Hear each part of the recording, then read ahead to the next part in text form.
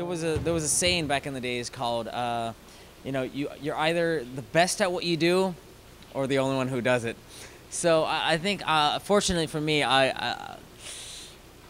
currently I'm the only one who does it.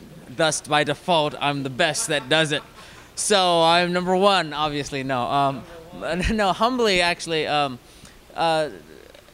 It's humbling, but it's also a lot of there's a lot of burden to it. Obviously, I found out that you know, that I was the very only one, or maybe one of the few Burmese American actors in Hollywood because of this movie called Burmese Refugee, where it was a thesis graduate film brought by Chapman University, and it was a story about a Burmese refugee who came from a refugee camp on the border of Thai and Burma. He had a wife and child, and he came over to the U.S. To work and save money so that he could bring his family over to start a new life.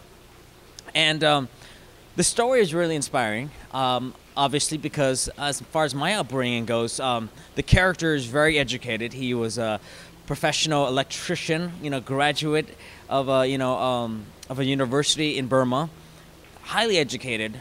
But when he comes over to the U.S., he can't speak English. And because he can't speak English, he has to work manual labor. So manual labor throw, like he's washing dishes in back of a restaurant. This strikes home to me because, you know, in 1989, when I came over here to the United States with my father, mother, and brother, my mom and dad were both doctors in Burma.